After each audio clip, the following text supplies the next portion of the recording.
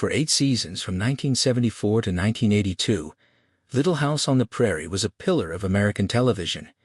It was a show built on the bedrock of family, faith, and the indomitable spirit of the Ingalls family, led by the charismatic Michael Landon as Charles. Viewers grew up with Laura, Mary, and Carrie, sharing in their triumphs and tragedies against the picturesque backdrop of Walnut Grove. It was a comforting presence in the living rooms of a nation, a weekly reminder of simpler times and the values that supposedly built a country. So when the series finale aired, the collective gasp from its devoted audience was not one of sorrowful farewell, but of sheer, unadulterated shock. The finale didn't end with a wedding, a birth, or a quiet sunset. It ended with the wholesale, dynamite-fueled obliteration of the town that had been the show's heart and soul for nearly a decade. It was a moment so violent, so definitive, that it didn't just end a show, it felt like an act of television arson that left viewers wondering what in the world had just happened, and more importantly, why. To understand the magnitude of this explosive finale, one must first understand the unique dynamic that made Little House on the Prairie a cultural phenomenon in the first place.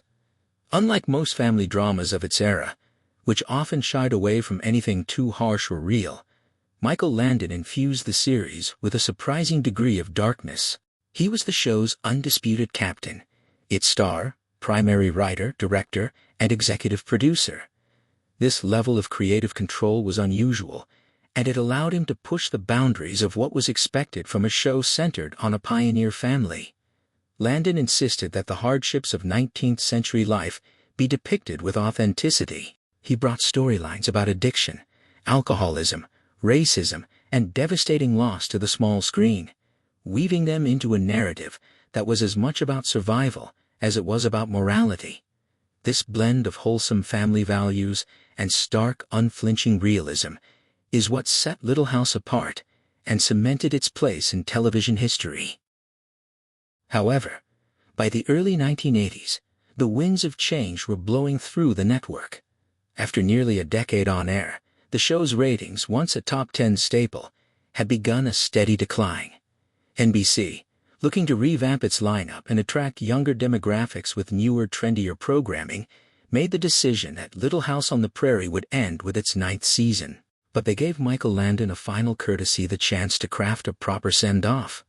What the network executives likely expected was a sentimental feature-length movie that would tie up loose ends and give fans the closure they deserved. What they got instead was a declaration of artistic war. Landon, feeling that the network had undervalued his creation and was pushing it aside, decided that if Walnut Grove was going to end, it would end on his terms, in a way that would ensure its legacy could never be diminished, reused, or forgotten. The 2-hour television movie, Little House: The Last Farewell, aired in February 1984. The plot, a classic frontier conflict, involved a greedy land baron who uses a legal loophole to claim ownership of all of Walnut Grove. After a failed legal battle, the townspeople are faced with a stark choice: submit to the tycoon and watch their town be stripped of its identity, or leave it behind. But Michael Landon's Charles Ingalls proposes a third, far more radical option. In a scene that still stands as one of the most audacious in television history, the citizens of Walnut Grove decide that if they can't have their homes, no one will. They plant dynamite charges in the buildings that had become as familiar to viewers as their own homes: the schoolhouse, the Olsons' mercantile, the church, and even the Ingalls family home. The resulting montage, set to a somber musical score, showed these beloved structures collapsing into rubble, one by one, as the townspeople watched with a mixture of grim satisfaction and profound grief. It was a narrative choice that was less a goodbye and more a funeral pyre.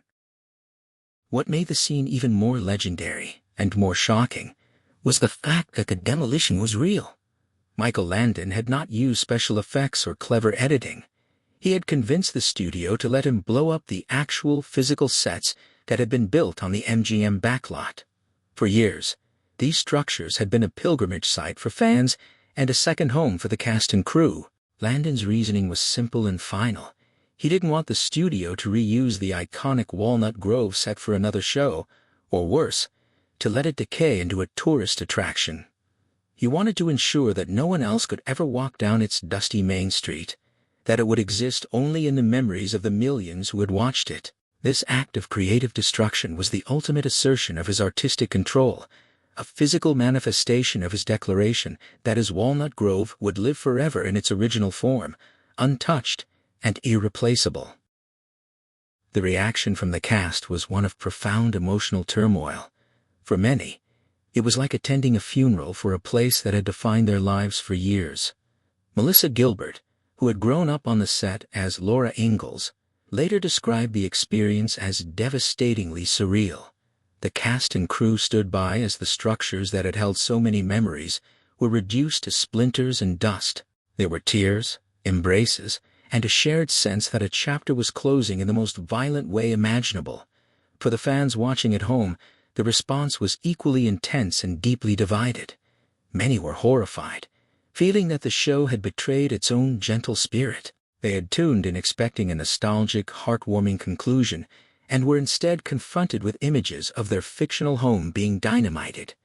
It felt sacrilegious to some, a needless act of violence that soured the memory of a show built on love and resilience. However, the mythology that has grown around this event often simplifies the truth. The infamous destruction of Walnut Grove was not the reason Little House on the Prairie went off the air. The show was already canceled. The finale was its final defiant gasp. The explosion wasn't a punishment from the network, but a parting shot from Michael Landon.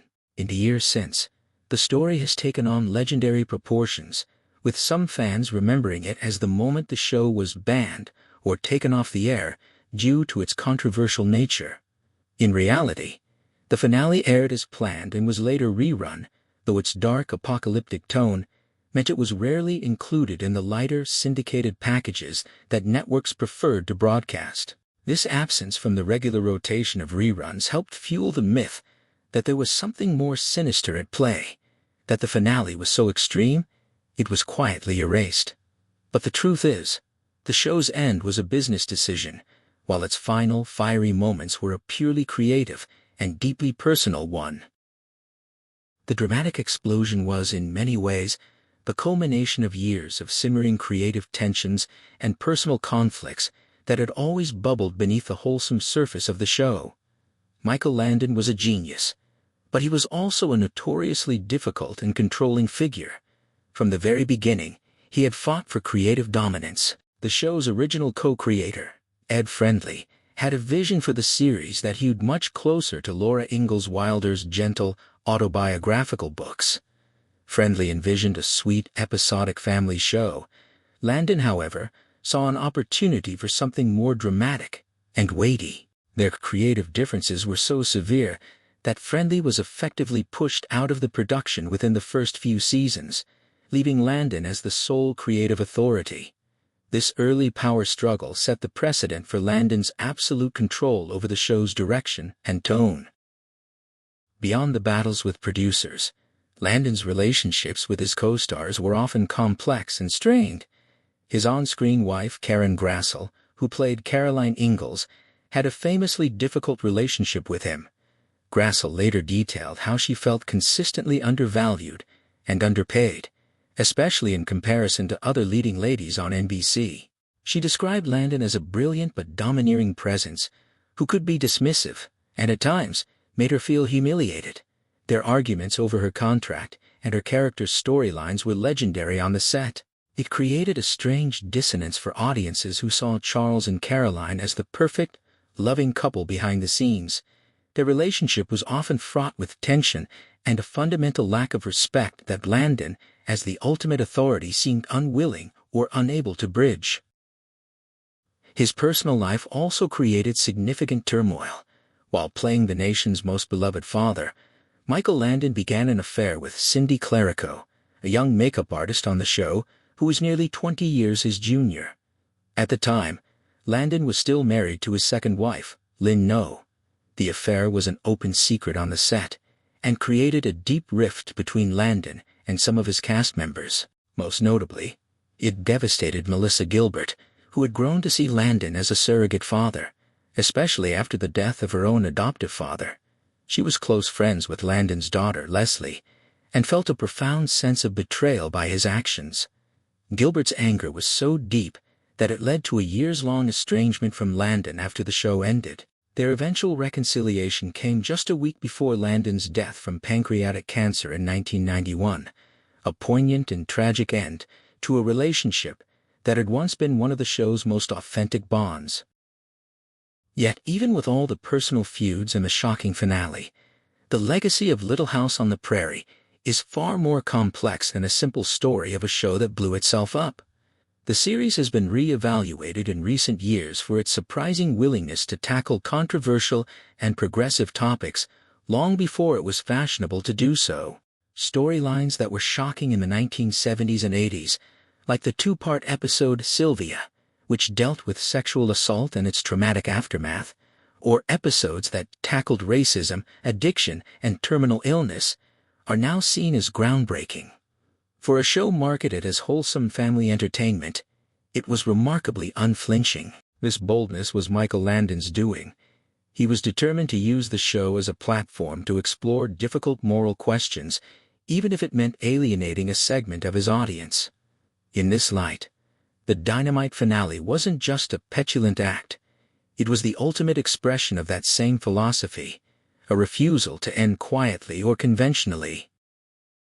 The final scene of the television movie, showing the townspeople rebuilding a small sign that reads, "Walnut Grove," amidst the ashes of their former lives, offered a sliver of hope, but the image that stuck with audiences was the one of destruction. It was a shocking, unorthodox, and fiercely personal ending for a show that had always defied easy categorization. While it wasn't the cause of the show's cancellation, the explosion became the defining symbol of its end. A moment of television that was so audacious it transcended the show itself to become a part of pop culture lore. It represented Michael Landon's final, uncompromising statement: he had created this world, and he would be the one to end it. For better or worse, the image of Walnut Grove going up in flames remains the unforgettable, infamous final chapter of a show that was anything but predictable.